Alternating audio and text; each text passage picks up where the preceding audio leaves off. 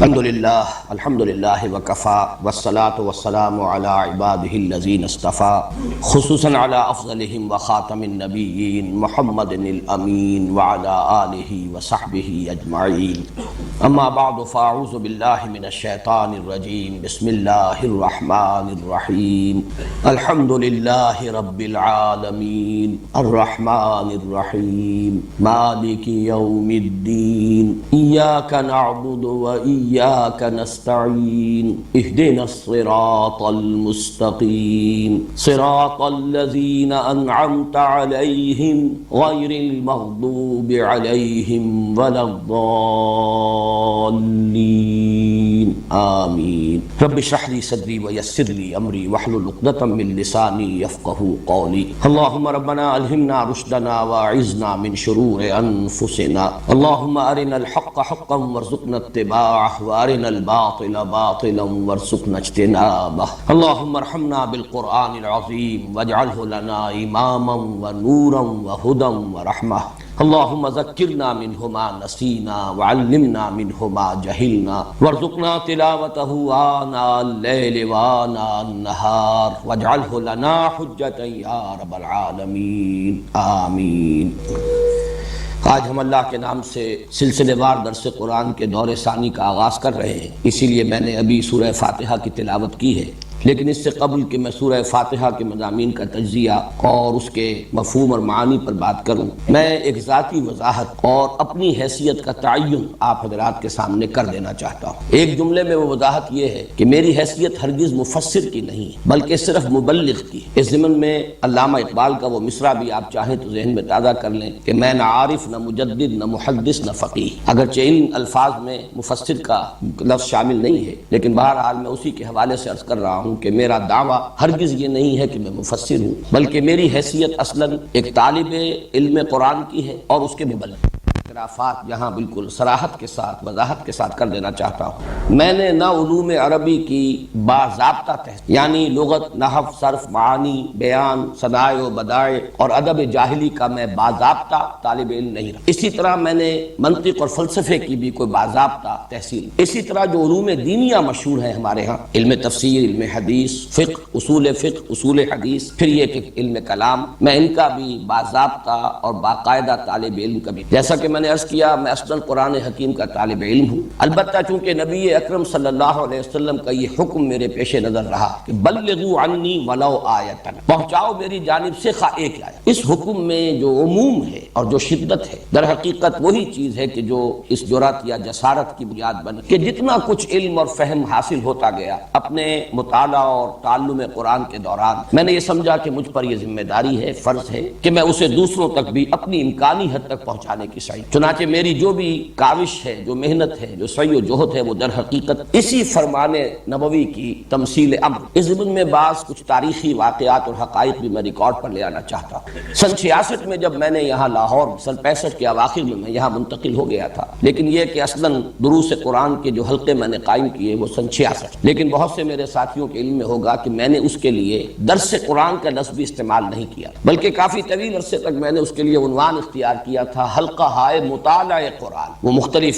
مقامات پر اس شہر کی مختلف آبادیوں میں وہ حلقے قائم تھے، اگرچہ بعد میں نے پھر لفظ درس قرآن اختیار کر لی، اور اس کی دو وجوہات ہیں۔ ایک تو یہ کہ حلقہ ہائے مطالعہ قرآن یہ ایک طویل عبارت بنتی ہے، بڑی طویل ترکیب بنتی ہے، پھر عام فہم نہیں ہے۔ ثانیاً یہ کہ مطالعہ قرآن کا حلقہ تو اصل میں ایسا ہونا چاہیے جس میں باہم مذاکرہ ہو، آپس میں مبادلہ خیالات ہو، کچھ سمجھیں کچھ سمجھائیں۔ یہ انداز چونکہ نہیں ہوتا، یہ تو یک طرفہ ایک بیان ہے، لہذا اس کے لیے وہ لفظ موضوع نہیں تھا، مجبوراً میں نے کچھ عرصے کے بعد درس قرآن کی اصطلاح استعمال کی۔ اس کے علاوہ اس عرصے کے دوران بہت سے حضرات نے مجھ سے یہ نہ صرف سوال کیا کہ کیا آپ نے کوئی تفسیر لکھی ہے، بلکہ بہت اصرار کے ساتھ یہ فرمائش کی کہ آپ تفسیر ضرور لیں۔ جو بھی متاثر ہوا، جس نے بھی سمجھا کہ درس قرآن کی اسلوب جو ہے یہ اس زمانے کے تقاضوں کو پورا کرتا ہے اور ذہنوں کو اس سے آسودگی اور اطمینان حاصل ہوتا ہے، تو خواہش ظاہر کی انہوں نے فطری طور پر کہ آپ تفسیر لکھیں۔ میرا جواب ہمیشہ یہ رہا کہ نمبر ایک میں اس کا اہل نہیں، میرا یہ مقام امام نہیں، میں مفسر نہیں۔ اور نمبر دو یہ کہ تفسیریں بہت میرے نزدیک اس دور کے بھی تقاضے پورے ہو گئے، لوگوں نے جو کام کیا ہے وہ کفایت۔ میری جو کاوش ہے اور میری جو محنت ہے وہ یہ ہے کہ تفسیروں کے پڑھنے والے لوگ پیدا ہو، تفسیریں لکھی ہوئی ہیں رکھی ہوئی، لیکن ان کی طرف رجوع نہیں، وہ جذبہ پیدا ہو جائے، طلب پیدا ہو جائے، لوگ اس کے لیے وقت صرف کرنے کے لیے آمادہ ہو جائے، ایک علمی ذوق پیدا ہو۔ میری ساری قد و کاوش جو ہے اس کا اصل ہدف یہ ہے، ورنہ تفسیروں کی میرے نزدیک کوئی کمی نہیں۔ اس سے بھی آگے بڑھ کر میں یاد دلا رہا ہوں، سن 80 سے سن 82 تک اس ملک میں پاکستان ٹیلی ویژن پر درس قرآن کے ضمن میں یا بیان القرآن کے ضمن میں میرا ڈنکا بجتا رہا، بلکہ یوں سمجھیے کہ بالکل ایک ہی معاملہ تھا، بس ایک ہی شخص جو ہے اس حیثیت سے متعارف ہوا ہے اس طویل عرصے کے دوران، اور پورے پاکستان کے جتنے بھی ٹیلی ویژن اسٹیشنز ہیں ان سے وہ پروگرام نیشنل ہوک اپ پر ٹیلی کاسٹ ہوتے تھے۔ تو میری اس حیثیت سے شہرت جو ہے اس وقت بام عروج پر، اس وقت ایک پبلشر نہایت مصر حد درجے اصرار کرتے رہے کہ آپ ایک ترجمہ کر قرآن، اور میں نے جب کہا کہ میں اس کا اہل نہیں ہوں اور ترجمے بہت ہیں، تو انہوں نے کہا کہ آپ ایسا کیجئے 2 4 6 ترجمے سامنے رکھ کے بس ترجمہ کر دیجیے، اس لیے کہ انہیں یہ محسوس ہوتا تھا کہ اس وقت ایک طلب ہے، مارکیٹ ہے، اگر اس شخص کے نام سے کوئی ترجمہ آ گیا بازار میں تو وہ ہاتھوں ہاتھ بک جائے۔ لیکن میرا جواب وہی رہا کہ ہرگز نہیں، نہ میں اپنا یہ مقام سمجھتا ہوں، بلکہ میں تراجم کے ضمن میں بھی بسا اوقات جو دوسرے مترجمین ہیں، شاہ عبد القادر، شاہ رفیع الدین، پھر جو اس دور میں اس صدی کے مترجمین ہیں، میں تو ان سے مدد لیتا ہوں۔ میں اتنی عربی زبان کی قابلیت کا دعویٰ نہیں رکھتا کہ جو غرائب قرآن، ایک تو ہے عام قرآن مجید کے الفاظ اور بالعموم جو ہیں اصطلاحات کی جو بار بار آتی ہیں، اس کا تو الحمدللہ پورا فہم مجھے حاصل ہے، لیکن بہت سے مقامات آتے ہیں جہاں تحقیق کی ضرورت ہوتی ہے، تو اس مقام پر میں خود محتاج اپنے آپ کو پاتا ہوں کہ میں انہی مترجمین کے ترجموں سے مدد حاصل کرتا ہوں۔ اسی ضمن میں ایک بات اور بھی عرض کر دوں کہ میں نے جب قرآن اکیڈمی قائم کی، پھر قرآن کالج جس کے سر پر یہ تاج جو ہے قرآن آڈیٹوریم کا رکھا گیا ہے، میں نے اس کے ضمن میں بارہا یہ بیان کیا ہے اپنی گفتگوؤں میں، تقریروں میں، اکیڈمی میں جب ہمارے کورسز چلتے تھے، یا یہاں قرآن کالج میں اب 1 ایئر کورس ہے یا طلبہ ہیں کالج، تو میں ان کے سامنے 6 اصطلاحات ہمیشہ رکھتا رہا ہوں کہ ہمارا ہدف، ہم کیسے لوگ چاہتے ہیں کہ اس اکیڈمی سے اور اس قرآن کالج سے پیدا ہوں، تو اس میں اوپر سے نیچے تک ایک بڑا اسپیکٹرم ہے کہ ہمارا سب سے اونچا ہدف، اعلیٰ ہدف یہ ہے کہ تخلیق کی صلاحیت رکھنے والے کریٹو وہ یہاں سے پیدا، جو ایک نیا علم وجود میں لا سکے، یا یوں کہیے کہ علم کو مسلمان کر سکے، ایک نئی علم نفسیات، ایک نیا علم اقتصادیات، ایک نیا فلسفہ، ایک نیا علم اخلاقیات، یہ جو سوشل سائنسز میں اور جو اس وقت کی ہماری اصل گمراہی کے میدان ہے نوع انسانی کے، اس میں نئے علوم کو پیدا کے لیے کریٹو صلاحیت اور کریٹو جینیس کے لوگ درکار ہیں، اور ظاہر بات ہے کہ وہ شاذ ہوتے ہیں، لیکن یہ کہ ہمیں اپنے ہدف میں ٹاپ پر اسی کو ہے، یہ ہمارا سب سے اونچا مقصد۔ اس سے ذرا نیچے اتریے تو محقق، تحقیقی کام، ریسرچ ورک، یہ دوسرے درجے کی شے ہے۔ تخلیقی کام کا تعلق مستقبل سے ہوتا ہے، آئندہ کے لیے کوئی نئی شے پیدا، نئی شے بنانا، نئے راستے کھول۔ تحقیق کا کام ہوتا ہے ماضی سے متعلق، گہرائی میں آدرے، مطالعہ کرے، لائبریریوں کو چھانے، اور یہ کہ ریسرچ ورک کرے، یہ دوسرے درجے کا کام۔ تیسرے درجے کا کام یہ میں مدرس، تدریس کا کام، جو علم ہے اسے پڑھانا، اور ظاہر بات کے لیے بھی بڑی مہارت چاہیے، نہ صرف تدریسی مہارت چاہیے، خود علم میں رسوخ فی العلم نہ ہو تو آدمی پڑھا نہیں، واعظ کہہ سکتا ہے، عام تقریر کر سکتا ہے، لیکن کلاس روم ٹیچنگ جسے کہا جائے، جہاں وہ لوگ بیٹھے ہوئے ہوں کہ جو خود درجہ بدرجہ ترقی کرتے ہوئے ایک خاص سطح تک آ گئے، جن کا اپنا ایک ذہنی معیار ہے، ان کو مطمئن کرنا، یہ جو تدریس ہے، اسی کے ساتھ میں جوڑ رہا ہوں لفظ تفسیر کو، قرآن کے حوالے۔ تدریس کسی بھی شے کی ہو سکتی ہے، قرآن کے حوالے سے یہی تفسیر ہے، لکھی جائے گی تو وہ کتابی شکل میں تفسیر بن جائے گی، اور اگر بیٹھ کر کلاس روم میں پڑھائی جائے گی تو وہ گویا کہ ایک تدریس کی شکل اختیار کر لے گی۔ یہ تیسرا۔ چوتھا درجہ ہے تبلیغ۔ اس تبلیغ کے ساتھ البتہ ایک لفظ کا اضافہ کر لیجئے، وہی میں نے اپنا جو کتاب چاہے مسلمانوں پر قرآن مجید کے حقوق، اس میں اس عنوان جو ہے آخری، 5واں اور آخری حق، اس عنوان میں 2 الفاظ کو جمع کیا ہے، تبلیغ اور تبیین، بات کا پہنچا دینا اور واضح کرنا، بات پہنچے تو پہنچنے کا حق ادا، تبلیغ ہو تو ابلاغ کا حق ادا۔ ظاہر بات ہے کہ ابلاغ کا حق ادا کرنے کے لیے ضرورت ہوتی ہے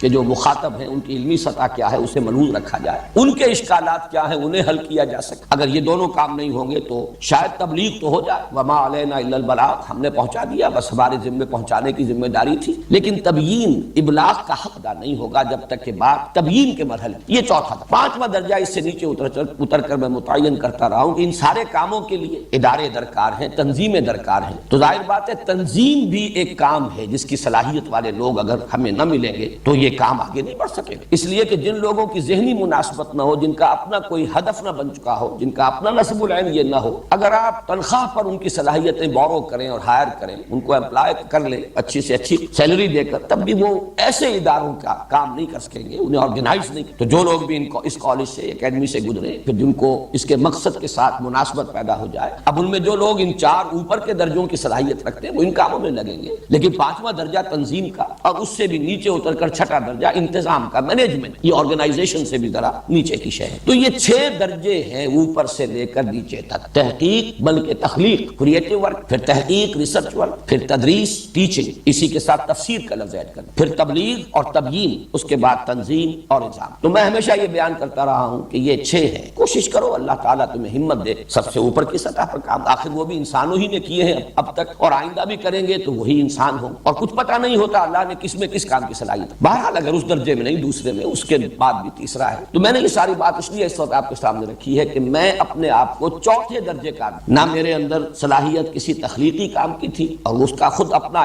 اس کے کچھ اپنے تقاضے ہوتے ہیں، وہ میرا دعویٰ نہیں، تحقیق یہ میرا مزاج، اور اس کے لیے بھی آدمی جو ہے بس کتابوں کا کیڑا بن جائے، لائبریریوں کے اندر ہی وہ ہمیشہ زندگی بسر کرے، یہ اس کے کچھ تقاضے ہوتے ہیں۔ اسی طرح جیسا کہ میں نے عرض کیا تفسیر اور تدریس اس سطح کی، وہ بھی میرا دعویٰ نہیں، میرا مقام نہیں، میں اپنے آپ کو اس 4تھے درجے کا آدمی سمجھتا ہوں، مبلغ، تبلیغ، البتہ اس کے ساتھ تبیین، وہ میں بعد میں عرض کروں گا، اس کے ضمن میں میرا کچھ خیال ہے کہ میں اس دور کی سطح پر تبیین کی صلاحیت اللہ نے مجھے عطا کی ہے، اس کا کسی درجے میں حق ادا کر رہا ہوں۔ یہ ساری باتیں جو میں نے اب تک عرض کی ہیں، انہیں تو کوئی شخص چاہے تو انکسار کا نام دے دے کہ میں انکساری اور تواضع کی وجہ سے یہ باتیں کہہ رہا ہوں، حالانکہ واقعہ یہ نہیں ہے، اظہار حقیقت، جس کے اعتراف میں مجھے کوئی بات، میں چاہتا ہوں کہ من آنم کے من دانم، یہ میں اس لیے ریکارڈ کرا رہا ہوں، باتیں بارہا کہیں ہیں لیکن اب یہ ہمارے درس قرآن کا مسلسل درس کا جو دور ثانی ہے ریکارڈ ہو رہا ہے، تو یہ چیزیں جو لوگ بھی ابتدا ہی سے اس درس کو سنیں یا یہ کہ ویڈیو کے ذریعے سے دیکھیں بھی، آڈیو ویڈیو دونوں صلاحیتیں استعمال کریں، ان کے سامنے یہ باتیں آ جائیں، لیکن اب جو میں کہہ رہا ہوں ہو سکتا ہے اسے کچھ حضرات تعلی اور عجب پر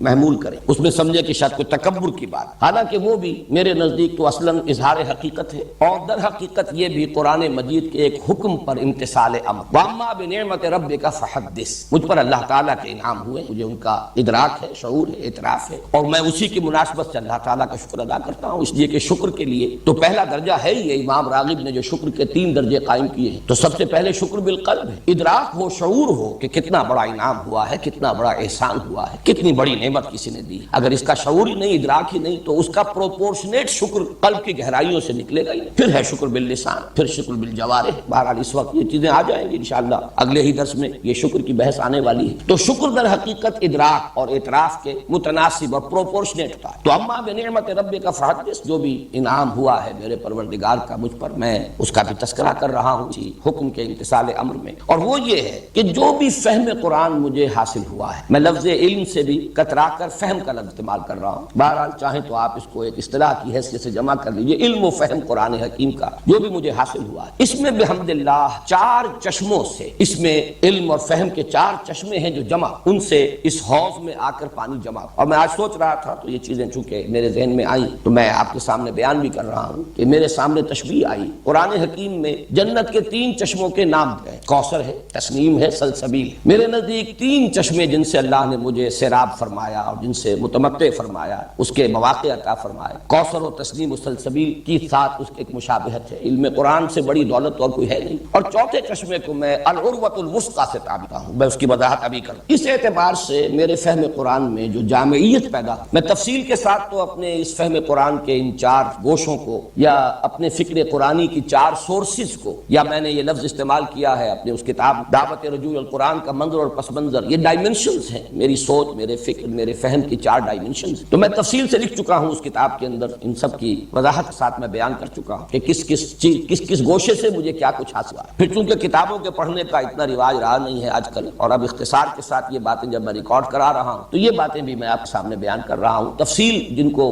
درکار ہو وہ میری اس کتاب کا مطالعہ کریں۔ یہ 4 گوشے یا 4 ڈائمنشنز یا 4 سوتے یا 4 چشمے جو جمع ہوئے ہیں، ان میں سے سب سے پہلا ہے جس کے لیے عنوان ہے حرکت اور جہاد، تحریک، حرکت، انقلابی جذبہ، دعوت اور دعوت سے آگے بڑھ کر انقلاب۔ اس کے لیے میرے سورسز، اور یہ ذرا نوٹ کر لیجئے، یہ میری اپنی صنعت لفظی نہیں ہے، میں کوئی ادیب آدمی نہیں ہوں، لیکن یہ کہ یہ اللہ تعالیٰ کی طرف سے ہے کہ یہ تثنیہ کے صیغے کو جمع کر دیا اللہ نے میرے لیے، میرے ان 4 چشموں کے عنوانات کے لیے۔ ابوین، یہ میرے 2 باپ، اس لیے کہ وہ 2 حضرات جو ہیں ان دونوں کے نام ابو الاعلیٰ اور ابو الکلام، یہ ابوین ہیں میرے اس فکر، میری اس سوچ کے۔ یہ یوں کہیے کہ عام اصطلاح میں پیر اور پھر دادا پیر، یہ ہمارے ہاں اصطلاحات استعمال ہوتی۔ میرے فہم قرآن کے اندر سب سے بڑا حصہ، سب سے بڑا اس لیے کہہ رہا ہوں کہ میری زندگی جس رخ پر بھی اب تک گزری ہے، اور اب تو اصل تو گزر ہی چکی ہے، تو یوں سمجھیے کہ بہت تھوڑا سا حصہ باقی ہے، والعصر والی بات ہے، دن گزر چکا، یہ تو عصر کا وقت ہے۔ اس اعتبار سے جس کام میں میری زندگی گزری ہے اس میں میری دلچسپیوں میں اور میرے وقت اور میری صلاحیت کے صرف میں سب سے بڑا اثر جو ہے وہ انہی دو حضرات۔ ظاہر بات ہے ان میں اولین جو تعلق قائم ہوا وہ مولانا مودودی سے، ابو الاعلیٰ مودودی۔ البتہ یہ کہ یہ بات مجھ پر ابتدا ہی میں منکشف ہو گئی کہ اس کا نقطہ آغاز در حقیقت مولانا ابو الکلام آزاد۔ میں اس اعتبار سے کہہ رہا ہوں کہ سب سے زیادہ مجھ پر اسی کی چھاپ کہ وہ حرکت اور جہاد ابو الکلام نے حزب اللہ بنائی تھی 1913 میں، مولانا مودودی نے جماعت اسلامی کی تاسیس کی 1941 میں۔ دونوں کے ہدف ایک ہی مقصد، اور میں نے بھی پھر الحمدللہ کہ اگرچہ میں جماعت اسلامی سے مایوس ہوا کہ وہ سیاست کی بھول بھلائیوں میں گم ہو گئی ہے، اس اصل مقصد کو ترک کر چکی ہے، لیکن بہرحال میں نے اسی تسلسل کو برقرار رکھنے کے لیے تنظیم اسلامی قائم، بلکہ بعض اعتبارات سے میں مولانا ابو الکلام سے زیادہ قریب ہے، وہی مانا کہ ہم نے تنظیم اسلامی کے لیے بھی بیعت کی اساس کو اختیار۔ مولانا مودودی نے ایک خاص وقت کے تقاضوں سے شاید زیادہ متاثر ہو کر ایک دستوری اور آئینی تنظیم بنائی، مولانا آزاد نے 1913 میں بیعت کی بنیاد پر حزب اللہ قائم کی تھی، گویا کہ جو اصل ہے اس کی بنیاد، اس کی طرف بھی رجوع کرنے کی اللہ نے توفیق دی۔ ایک اور اعتبار سے بھی مجھے اب مولانا ابو الکلام آزاد سے کچھ زیادہ نسبت قائم ہو رہی کہ وہ بھی ایک طوفان کے مانند جب اٹھے تھے تو تحریک خلافت، شروع میں رجوع الی القرآن، امر بالمعروف نہی عن المنکر، جہاد، تصورات بھی تھے، لیکن پھر ان کی زندگی کا وہ دور جو تھا تحریک خلافت، اس میں ان کے اصل جوہر نمایاں، ان کی تصنیف و تالیف یا تحریر کے جوہر تو زیادہ نمایاں ہوئے تھے الہلال اور البلاغ کے ذریعے سے، لیکن ان کی خطابت صلاحیت اور کے اندر جو جوش عمل بھرا وہ تحریک خلافت لائی۔ بہرحال میرے اس فہم قرآن کا سب سے پہلا سورس میرے دو ابوین سید ابو الاعلیٰ مودودی اور مولانا ابو الکلام آزاد۔ دوسرا تعمق، گہرائی اور نظم قرآن کے سلسلے، یہ دوسرا بالکل گوشہ ہے۔ میں اس گہرائی کے لیے کبھی کبھی مثال دیا کرتا ہوں کہ ایک ہے ٹیلیسکوپک ویو لیتا ہے کوئی شخص، تو آپ کو معلوم ہے کہ کروڑ میل کا وہ مشاہدہ کر رہا ہو، اس کا جو اس وقت رینج ہوتا ہے مشاہدے کا کروڑوں میل، ایک مائکروسکوپ پر ایک نقطے کے اوپر فوکس کر کے جب مائکروسکوپ جو ہے وہ وہاں پر جما دی جاتی ہے، اس کا لینس فوکس کر دیا جاتا ہے تو پھر اسے اس کے اندر جو بھی عجائب و غرائب ہے وہ نظر آتا ہے۔ تو قرآن کا بھی ایک انداز یہ ہے کہ اس کا ایک برڈز آئی ویو، اس کا ایک جنرل ورلڈ ویو، اور پھر اس کے لیے بھی برڈز آئی ویو، ایک یہ انداز ہے، اور یہ بھی ضروری ہے، ورنہ ہو سکتا ہے کہ ایک آدمی بڑی باریکیوں ہی کے اندر الجھ کر رہ جائے اور بڑی بڑی حقیقتیں اس کی نگاہ سے اوجھل، بڑے بڑے حقائق کی طرف سے ذہول ہو جائے اور بال کی کھال اتارنے میں ایک شخص اپنی زندگی گزار۔ تو الحمدللہ کہ جہاں پہلی سورس میں وہ ایک وسعت ہے، وسعت اور حرکت، یہ دوسری سورس تعمق، گہرائی، فوکس کر، اور اسی میں پھر نظم قرآن کے جو بہت سے پہلو ہیں وہ نمایاں۔ یہاں بھی ہی این، یہ لفظ میں خود وضع کر رہا ہوں اس لیے کہ مولانا اصلاحی اور مولانا فراہی یہ دو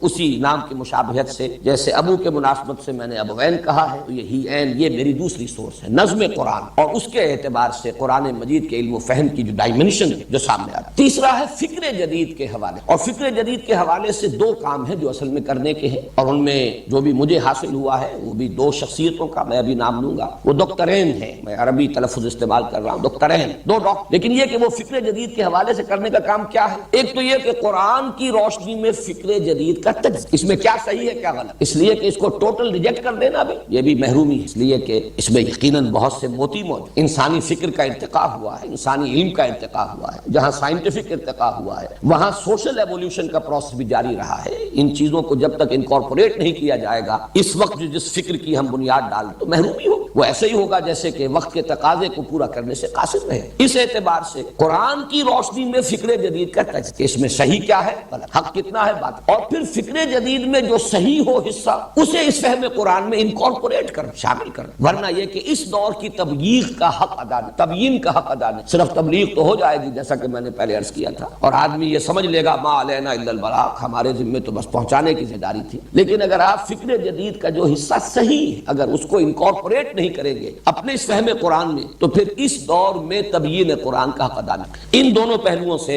ڈاکٹر رفیع الدین اور ڈاکٹر اقبال، یہ دونوں بہت سے حضرات کے علم میں ہے، حکمت اقبال کے نام سے کتاب ان کی آج کل حکمت قرآن جو پرچہ ہمارا انجمن کا شائع ہو رہا ہے، تسلسل کے ساتھ کتاب شائع ہو رہی ہے، تو یہ ڈاکٹر رفیع الدین اور ان کی ایک کتاب بہت اہم ہے، قرآن اور علم جدید، لیکن یہ کہ یہ ساری نے در حقیقت ڈاکٹر رفیع الدین کا بھی کہنا یہ ہے کہ اصل میں علامہ اقبال سے ماخوذ ہے، تو یہ ڈاکٹرین جو ہیں یہ میری تیسری سورس ہے۔ چوتھی سورس بھی کہہ لیجئے، لیکن یہ کہ میں ان تین کے لیے جو اب تک میں نے بیان کیے ہیں، میں نے چشموں کی تشبیہ اختیار کی ہے، کوثر و تسنیم و سلسبیل، لیکن چوتھے کو میں العروۃ الوثقی کہہ رہا ہوں۔ العروۃ الوثقی، عروہ کہتے ہیں کنڈے کو، وثقی بہت مضبوط کنڈا، جس کو آدمی تھام لے تو گویا کہ اسے سہارا ملا، اور اس کے لیے تحفظ، بچاؤ، کہیں آدمی پھسلنے کا اندیشہ ہے تو کسی چیز پر ہاتھ ڈال لیتا ہے، کہیں گر رہا تھا، اگر اونچائی سے درمیان میں کوئی کنڈا ہاتھ میں آ گیا، اس کو پکڑ لیا، اسے لٹکا ہوا ہے تو اب اس کنڈے ہی میں اس کی جان ہے، اس لیے کہ یہ کنڈا اگر اپنی جگہ سے نکل گیا تو بھی نیچے گر جائے گا، اور اگر کنڈا چھوٹ گیا ہاتھ سے تب بھی وہ برباد ہو جائے گا۔ تو العروۃ الوثقی یہ قرآن مجید کی اصطلاح ہے، فقد استمسک بالعروۃ الوثقی۔ تو یہ چوتھی سورس جو ہے یہ محض سورس نہیں ہے، بلکہ میرے لیے حفاظت اور تحفظ اور بچاؤ کا بہت بڑا ذریعہ العروۃ الوثقی۔ اور یہ کیا ہے؟ اس میں ایک ہے تمسک بالاسلاف، ایک تسلسل ہے امت کا، 1400 برس یہ امت کی تاریخ ہے، اس میں بڑی روشنی ہے، اس میں ہمارے اسلاف کے بڑے کارنامے، پھر اس میں جو تسلسل ہے اور اس تسلسل کے ساتھ جن چیزوں پر اجماع ہو گیا ہے ان کے ساتھ جڑے رہنا، یہ انسان کی عافیت کے لیے، انسان کی حفاظت کے لیے بہت بسا اوقات ذہین آدمی کے ذہن میں کوئی ایک لہر جو ہے کبھی ہے، اور انسان کو چونکہ اپنے کسی خیال سے، جیسے اپنی تخلیق سے اسے بہت محبت ہوتی ہے، اپنی اولاد سے محبت ہوتی ہے، اسی طرح اپنے کسی نئے خیال سے انسان کو محبت، لیکن اس نئے خیال کی رو میں آدمی بہہ کر نکل جائے تو ہو سکتا ہے کہ دور چلا جائے، اس کے لیے ضروری ہے کہ کسی کنڈے پر اس کا ہاتھ ہو، ادھر ادھر ہاتھ مارے، ایک ہاتھ سے کنڈا پکڑا ہوا ہو، دوسری طرف سے ہاتھ مارے،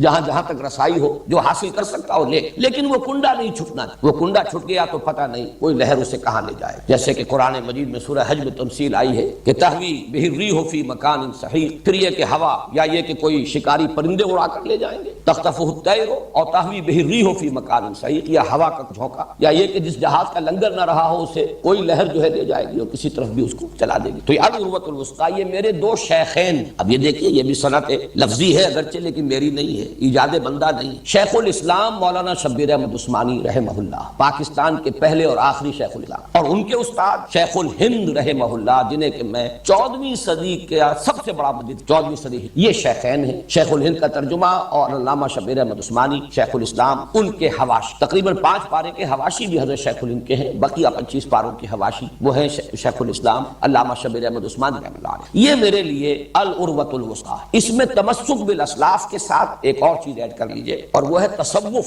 دین کی کچھ باطنی حقیقتیں ہیں، کچھ قلبی کیفیات ہیں جو مطلوب ہیں، ایک دین کا ظاہر ہے وہ بھی اپنی جگہ بڑا اہم، بہت ضروری ہے، جیسے عبادت کے 2 جز، ابھی سورہ فاتحہ میں انشاءاللہ اگلے ہفتے یہ زیر بحث آئیں گی بات، عبادت کے 2 جز ہیں، ایک اس کا جسد ظاہری ہے وہ ہے اطاعت، اللہ کی کلی اطاعت، ایک اس کی روح باطنی ہے وہ ہے محبت۔ اب یہ محبت کچھ اور شے ہے، اطاعت مجبوراً بھی ہو جاتی، مارے باندھے کو بھی ہو جاتی، لیکن محبت ایک اور ہی شے ہے، جب تک کہ کسی کو اس کا تجربہ نہ ہو، اس کی کیفیت کو کوئی انسان بیان نہیں کر سکتا، جو معاملہ نہ دارت سخن آشنا نہ باشد۔ تو یہ جو باطنی حقیقت اور یہ جو چاشنی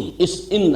دین کے اس پہلو، اس کے لیے ہمارے ہاں چونکہ متداول اصطلاح چلی آ رہی ہے، اگرچہ وہ قرآن کی نہیں ہے، حدیث کی نہیں ہے، لفظ تصوف، تو تمسک بالاسلاف اور تصوف، یہ جو بھی کچھ میرے ہاں اگر ہے، میرے فہم میں، میرے فکر میں، میری سوچ میں، میرے دروس میں، ان حقائق کا اگر بیان ہے تو اس کے ضمن میں میری سورس یہ شیخین، شیخ الاسلام مولانا شبیر احمد عثمانی رحمہ اللہ اور شیخ الہند حضرت مولانا محمود حسن دیوبندی رحمۃ اللہ علیہ، ان چاروں کو اعتبار سے اور ان چاروں گوشوں سے جو کچھ مجھے حاصل ہوا ہے اس کی بنا پر اب اسے دعویٰ کہہ لیں، تعلی کہہ لیں، جو چاہیں کہہ لیں، میں یہ محسوس کرتا ہوں، مجھے اس کا ادراک ہے، شعور ہے، اور میں بے باکی کے ساتھ یہ بات آپ کے سامنے کہہ رہا ہوں کہ الحمدللہ کہ ایک جامعیت کبریٰ ہے جو اللہ تعالیٰ نے میرے فہم کے اندر عطا فرمائی، اور یہی وہ شے ہے جو سب سے زیادہ اس دور میں ضرور، اس لیے کہ مختلف پہلوؤں سے کوششیں لوگوں نے کی ہے، لیکن ان کو جمع کرنا، ان کی جامعیت یہ اگر نہیں ہوگی تو جو اصل تقاضا ہے اس دور میں تبلیغ و تبیین قرآن کا وہ پورا نہیں۔ البتہ یہاں ایک وضاحت میں کرنا چاہتا ہوں، اس لیے کہ کچھ عرصہ ہوا ایک کتاب بھی چھپی ہے میری مجھ پر تنقید کے ضمن میں یا میری مخالفت کے لیے، ان کے مصنف نے ایک بہت بڑی زیادتی بلکہ یہ کہ بڑی خیانت کا ارتکاب کیا میرے بارے میں نے چونکہ ان چاروں سورسز کو ہمیشہ بیان کیا ہے، اور یہ بھی میں سمجھتا ہوں کہ شکر ہی کا تقاضا، حضور نے فرمایا ہے من لم یشکر الناس لا یشکر اللہ، جو شخص انسانوں کا شکر ادا نہیں کرے گا وہ کبھی اللہ کا شکر بھی ادا نہیں کرے گا، کر سکتا ہی نہیں، اگر اس میں مادہ ہی نہیں شکر کا اور تشکر کا تو وہ سوتے خشک ہے، تو نہ بندوں کے حق میں کبھی شکر اس کے قلب سے ابھرے گا اور زبان سے ادا ہوگا، نہ اللہ کے لیے کر بھی رہا ہوگا تو ایک رسم ہے جو ادا ہو رہی ہے، شکر کا وہ اصل جذبہ جو ہے قلب کی گہرائیوں سے وہ چشمہ نہیں پھوٹے گا۔ اس لیے میں ان تمام حضرات کا جن کا ذکر میں نے کیا ہے، یہ میرا ایک تشکر بھی ہے، میں تسلیم کروں کہ مجھے ان سے فائدہ حاصل ہوا ہے، میں نے استفادہ کیا ہے، لیکن اس کے یہ معنی نہیں ہے کہ میں ان میں سے ہر شخص کی ہر بات کو مقلدانہ انداز میں تسلیم، یہ بات اگر کسی نے سمجھی تو غلط. مجھے بہت سی باتوں سے اختلاف. مولانا اصلاحی صاحب نے جب حد رجم کے بارے میں رائے ظاہر کی، میں نے شدت کے ساتھ اختلاف کیا، شدید اختلاف کیا. یہ اپنی جگہ پر ہے. تو بہت سے معاملات میں ڈاکٹر رفیع الدین صاحب سے اختلاف. یہاں تک کہ علامہ اقبال کے لیکچرز، میں نے سن 67 میں جو مضمون لکھا تھا اسلام کی نشت ثانیہ کرنے کا اصل کام کے نام سے، جو ہماری اس انجمن اور اکیڈمی اس کے گویا کہ مینیفیسٹو کی حیثیت رکھتا ہے، اس میں نے برملا کہا ہے کہ علامہ اقبال کے لیکچرز کو اگرچہ میں اس دور میں جو علم کلام ہمیں درکار ہے اس کا صحیح نقطہ آغاز میں اسی کو سمجھتا ہوں. میں سمجھتا ہوں کہ وہی ہے کہ جس نے صحیح تقاضا جو کہ اس دور کا ہے اس کو پورا کرنے کی طرف پہلا قدم اٹھایا. میں اسے اگرچہ پرائمر کہتا ہوں، وہ صرف آغاز ہے لیکن یہ کہ صحیح سمت میں آغاز. اس کے باوجود میں نے اپنی اسی تحریر میں لکھا تھا کہ بعض اختلاف ہے، میں صحیح نہیں سمجھتا. اجتہاد کے بارے میں جو باتیں، اسی طرح علم کلام کی اپنی ایک کوتاہی ہوتی ہے. یہ چونکہ جدید علم کلام کی ایک کوشش ہے، لہذا یہ کئی جگہ پر دین کی صحیح تعبیر جو ہے اور ایمانی حقائق کی صحیح تعبیر جو ہے اس کا حق ادا نہیں کرتی، بلکہ یہ کہ پیچھے رہتی ہے. اور اس میں بہت سی چیزیں جو ہیں بنیادی طور پر علمی اعتبار سے جو ہمارے بنیادی ایمانیات ہیں اور اعتقادات ہیں ان سے بھی ٹکراتی ہیں. یہ اپنی جگہ. کوئی شخص بھی ہمارے لیے بڑے سے بڑا انسان ایسا نہیں ہے کہ ہم اس کے مقلد محض بن اور بس کسی ایک لکیر کے فقیر بن کر رہ جائیں. تو اسی طریقے سے ڈاکٹر رفیع الدین کی باتیں ان سے بھی اختلاف ہے. بہت سے مقامات پر میں مولانا شبیر احمد عثمانی کی رائے سے بھی اختلاف کرتا ہوں، اگرچہ اس میں وہ مسائل اتنے تفصیل سے زیر بحث آئے نہیں ہیں کہ جن میں اختلاف کی گنجائش ہو. یہ تو گویا کہ خلاصہ ہے ہمارے اسلاف نے جو کچھ حاصل کیا ہے قرآن سے اس کا. لیکن یہ کہ بہرحال یہ بات ظاہر ہونی سامنے رہنی چاہیے کہ میں ان سب کو اگر اپنا سورس معین کر رہا ہوں تو اس کا مطلب یہ نہیں ہے کہ ان کی ہر بات میں تصویب کر رہا ہوں اور ان کی ہر بات میری طرف منسوب کی جا سکتی. ایک کتاب کا میں حوالہ دے رہا ہوں ابھی، وہ لکھی گئی ہے اور اس میں وہ ساری چیزیں جو ہیں میرے سر تھوپ، حتیٰ کہ مولانا اصلاحی صاحب کا جو رجم کا معاملہ وہ بھی میرے سر تھوپ دیا گیا. چونکہ انہوں نے اس نے مانا ہے کہ وہ میری سورس ہے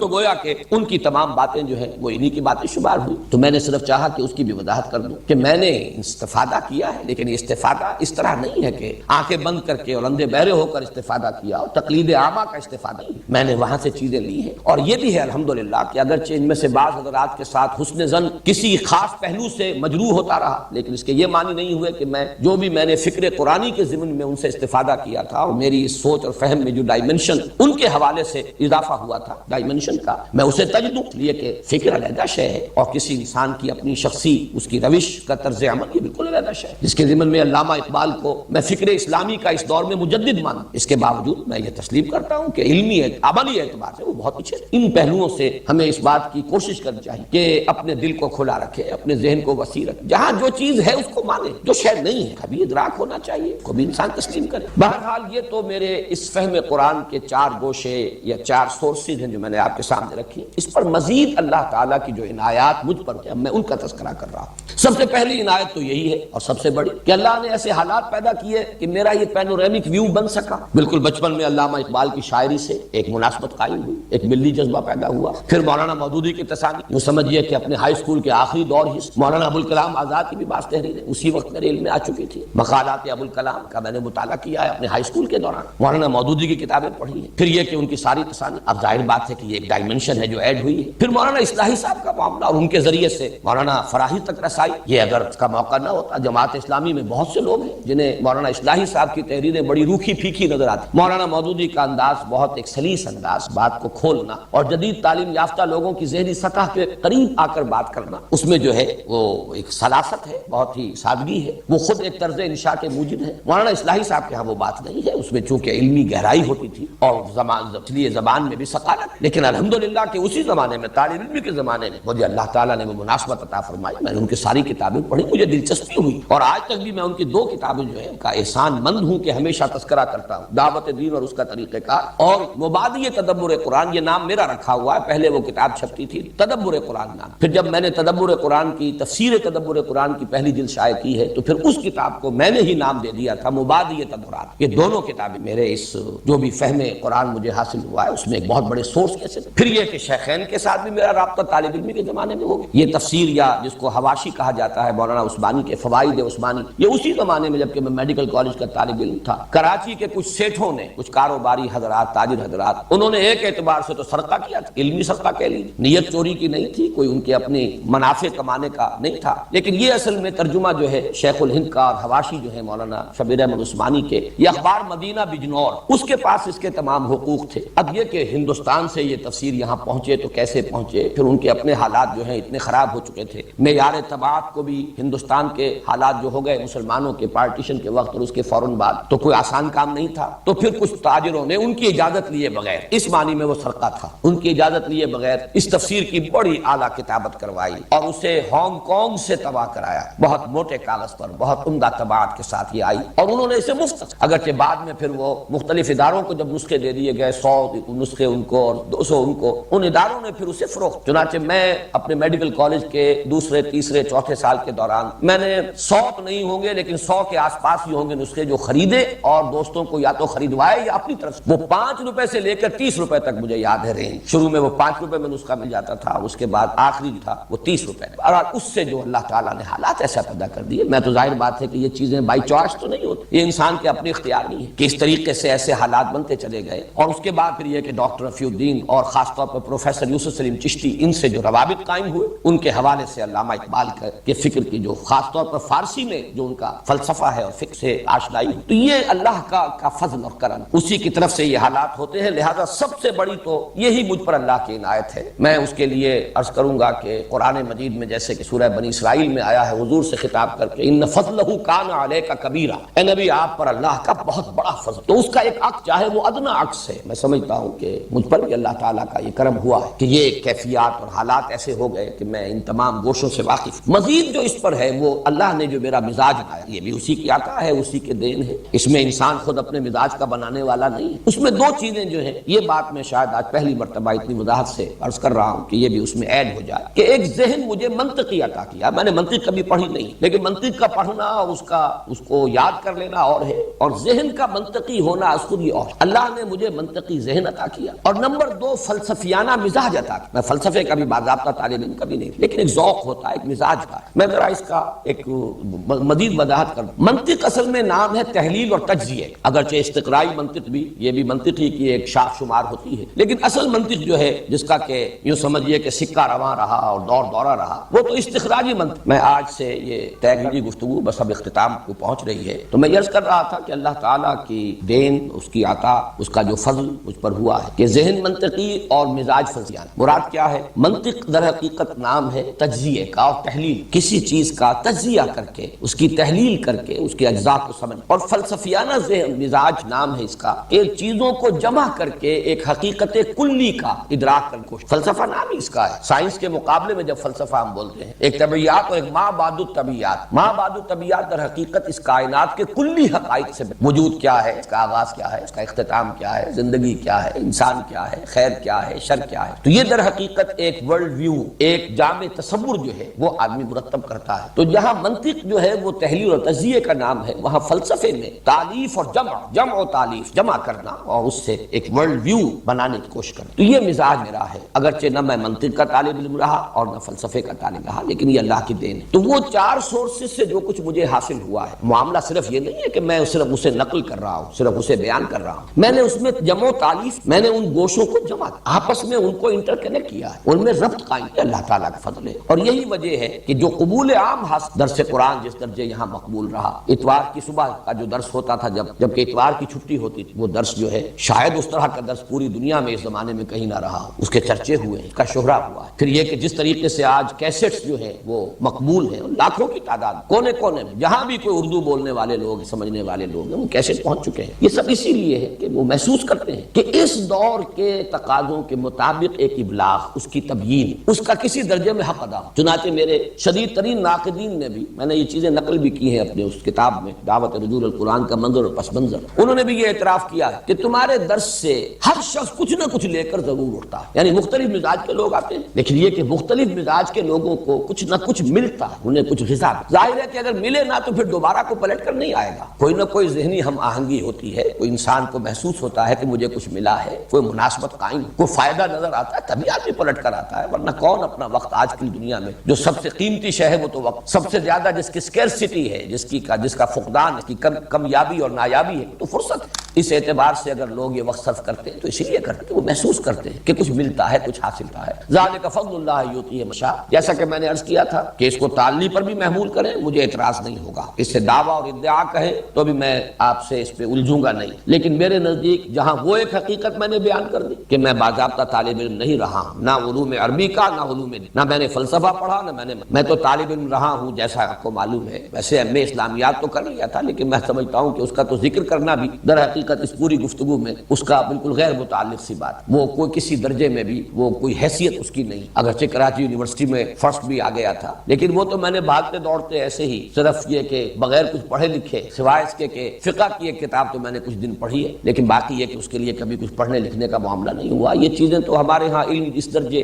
گر چکا ہے، علم کی سطح اتنی گر چکی ہے کہ یہ جو کچھ آج کل کی ڈگریاں ہیں ان کا میں تذکرہ بھی کرنا چاہتا، لیکن میری اصل تعلیم جو تھی وہ تو ظاہر بات کہ کچھ سائنس تھی پھر طب کی تھی۔ بہرحال یہ میں نے اپنے ایک ذاتی حیثیت کا تعین جو ہے میں نے ضروری سمجھا کہ اب جو ہم یہ درس قرآن سے دیوار شروع کر رہے ہیں تو میں اس بات کو ریکارڈ پر لے آؤں۔ اب آئیے سورہ فاتحہ، سورہ فاتحہ کے ضمن میں بھی آج صرف ابتدائی تمہیدی مباحث پورے ہو سکیں گے، پھر اس سورہ مبارکہ کے 3 حصے ہیں جن میں سے ہم کوشش کریں گے کہ ایک حصہ کل پورا پڑھ لیں، بقیہ 2 حصے اگلے ہفتے کی 2 نشستوں میں مکمل ہوں۔ سب سے پہلی بحث جو ہے اس کے تعارفی یا تمہیدی مباحث سے وہ ہے کہ یہ قرآن حکیم کی پہلی سورت، اور یہ پہلی سورت ہونا دونوں اعتبارات سے، مصحف کی پہلی سورت تو ہے ہی سبھی جانتے ہیں، اسی اعتبار سے اس کا نام ہے الفاتحہ۔ فتح کہتے ہیں کھولنے کو، فتح یفتح کھول، مفتاح کہتے ہیں کنجی کو جس سے تالا کھل جائے، چابی۔ الفاتحہ کھولنے والی، یعنی دی اوپننگ سورہ آف دی قرآن، یہ انگریزی کا لفظ زیادہ اس کی مناسبت کو ظاہر کر رہا ہے، فاتحہ اوپننگ، تو یہ در حقیقت قرآن مجید کی مصحف کی تو پہلی سورت ہے ہی، لیکن یہ نوٹ کر لیجئے کہ ترتیب نزولی میں بھی پہلی مکمل سورت جو حضور پر نازل ہوئی وہ یہی، اگرچہ وہ ترتیب نزولی کا میں عرض کر چکا ہوں تمہیدی مباحث میں تعارف قرآن میں کہ پورے یقین اور جزم کے ساتھ اور حتمی طور پر کہنا تو بہت مشکل، اختلاف آراء موجود ہیں، لیکن تقریباً اجماع ہے اس پر کہ سورہ فاتحہ سے قبل صرف متفرق آیات نازل ہوئی ہیں جو سورہ علق کے آغاز میں ہیں 5 آیات بالاتفاق، جو سورہ نون کی شروع میں ہے، سورہ قلم بھی اس کا نام ہے 7 آیات، سورہ مزمل کی ابتدائی 7 آیات، سورہ مدثر کی ابتدائی 7 آیات، اور پھر مکمل سورت جو پوری نازل ہوئی وہ یہ سورہ فاتحہ ہے، اور یہ بھی آپ کو معلوم ہے کہ 7 ہی آیات پر مشتمل، اس پر اگرچہ گفتگو بعد میں ہوگی۔ تو پہلی سورت ہونا اس سورہ مبارکہ کا دونوں اعتبارات سے ہو گیا، ایک یہ کہ یہ مصحف کی پہلی سورت ہے، اور نمبر 2 یہ کہ سب سے پہلی مکمل سورت جو حضور صلی اللہ علیہ وسلم پر نازل ہوئی وہ سورہ فاتحہ ہے۔ دوسری بحث ہے اس کے نام، جیسا کہ میں نے اس سے پہلے بھی بیان کیا ہے، عربوں کا ایک خاص ذوق تھا نام رکھنا کثرت، جس چیز سے محبت ہو جائے اس کے بہت سے نام، اس کی ایک ایک ادا، اس کا ایک ایک وصف، اس کی ایک ایک صفت کے حوالے سے اس کے نام بناتے، چنانچہ اس سورہ مبارکہ کے بھی متعدد نام ہے، بلکہ متعدد کا لفظ تو ہلکا ہے۔ علامہ جلال الدین سیوطی نے 25 نام جو ہے الاتقان فی علوم القرآن میں جمع، ان میں سے جو موٹے موٹے ہیں وہ میں آپ کو بتا دیتا ہوں۔ الفاتحہ کو تو اس کے اسم علم ہونے کی حیثیت، اس کا نام اگر لیا جائے گا جو بالکل ایکسکلوسیو ہے وہ ہے سورۃ الفاتحہ، میں بیان کر چکا ہوں وہ اس اعتبار سے کہ اوپننگ سورہ ہے قرآن میں۔ اس کے بعد اس کی جامعیت کے اعتبار سے 2 نام بہت معروف ہیں اور مشہور ہیں، ام القرآن اور اساس بنیاد کو کہتے ہیں جس پر کوئی عمارت تعمیر ہو، جڑ کو کہتے ہیں، والدہ کے لیے بھی یہ لفظ اسی اعتبار سے آتا ہے، ولادت ہوتی ہے اولاد کی اسی سے، تو یہ کا لفظ القرآن یعنی جڑ بنیاد جو ہے قرآن مجید کی وہ سورہ فاتحہ ہے۔ پھر ایک حدیث میں اس کے 2 الفاظ آئے ہیں، وہ حدیث ابھی ہم پڑھیں گے بھی، السبع المثانی اور القرآن العظیم، یہ خود اپنی جگہ پر ایک مکمل قرآن، یعنی اس